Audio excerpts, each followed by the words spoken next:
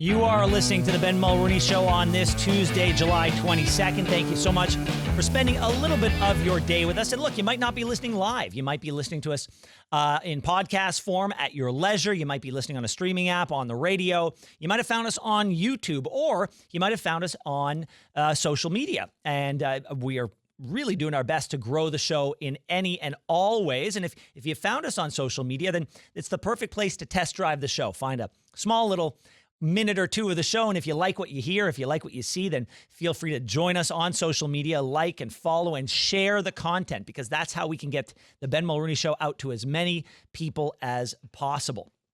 The WNBA is doing its best to appeal to as many people as possible. And right now they're going through a golden era.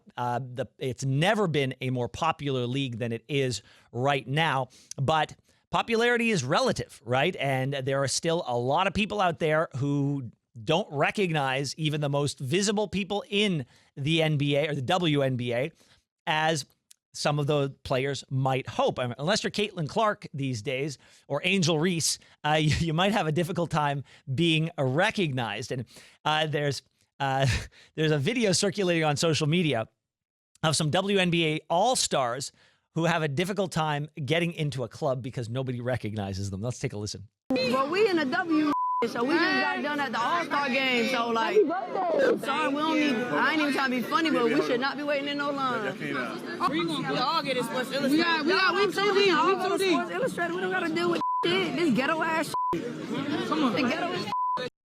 I mean, it's the equivalent of, do you know who I am?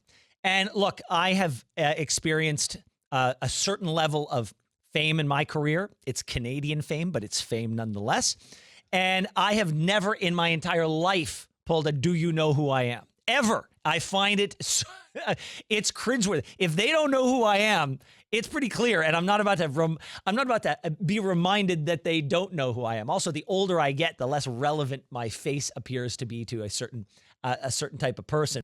And so I would never, if I were a member of the WNBA and I was riding with this crew, I would be mortified that somebody said, we are in the WNBA and we want to come in your club. I think I would have left. But that's just me.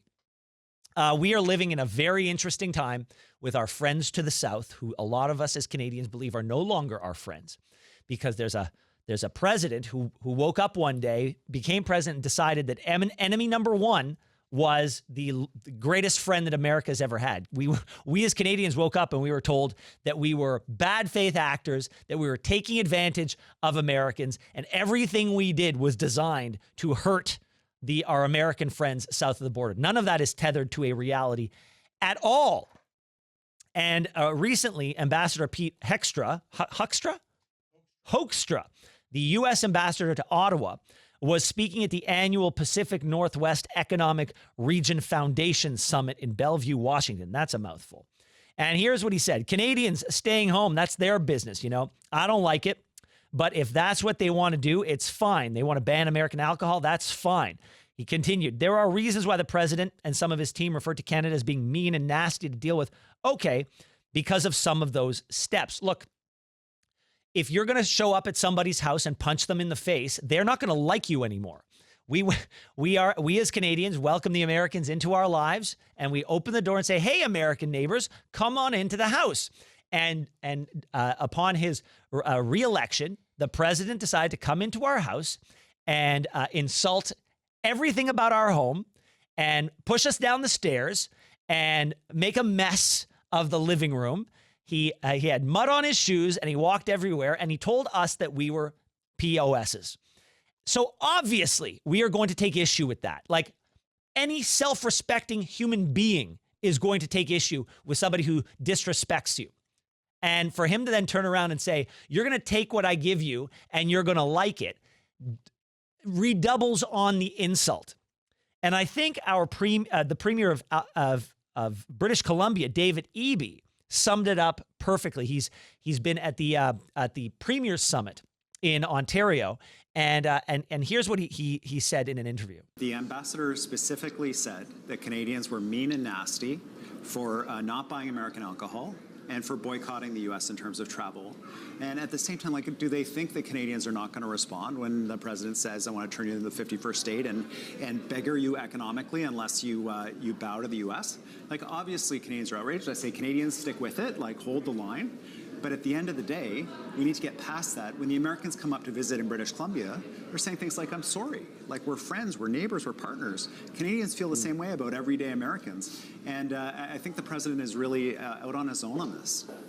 Yeah, there's this notion of American exceptionalism that has led the Americans to believe, at least this one particular American in the form of the president, that only he is allowed to behave in a particular way. Only Americans are allowed to express pride. Only Americans are allowed to feel offense. Only Americans are allowed to push back when insulted. And that is simply not the case. It is a human, is human instinct to take pride in who you are and what you've accomplished and how you conduct yourself as a friend, as an ally, as a partner. And to have that disrespected means you will receive that disrespect back. Now, it may not affect your bottom line. We've learned, obviously, that a lot of the pushback that we as a country have tried to inflict on the Americans is a rounding error for their economy. But we have other ways to express our dissatisfaction, and we are doing that. And if he doesn't like that, he can call us nasty all he wants. But part of me thinks a lot of those accusations are projection. And I think what he's actually saying is, I'm a very nasty person. But that's my interpretation of events. We know that these massive infrastructure projects and energy projects that we want to start building in this country as a way to make ourselves more self-sufficient and less dependent on the Americans are going to require buy-in, not just across the country from province to province, but is going to require the buy-in of First Nations. Obviously, that has always been part of the plan. Doug Ford, the Premier of Ontario, has had a difficult go at it because he essentially had this legislation passed for, say, the Ring of Fire, which is these a deep well of critical minerals in northern Ontario that he wants to develop, leverage, and develop and sell around the world. He's having a lot of problems with Indigenous groups who say they have not been consulted. Well, he's now taking what I think is a different tactic. He's essentially saying that nothing is going to happen. None of these projects will go ahead without First Nations agreeing to them first. And so what I think is interesting is what he's now doing is he's putting the onus on First Nations. So if these things get slowed down, if they get bogged down, if we as a nation fall behind even more than we are today, he's putting the responsibility on the shoulders of First Nations. And I think what he's essentially saying is if Ontarians, Canadians writ large have an issue, they know where to direct their criticism. We see a lot of First Nations protesting government. It'll be very interesting if this translates into regular, everyday Canadians protesting First Nations for slowing down what is in everybody's best interest. Has the government of Ontario done everything they can thus far? Probably not. Is there more to do?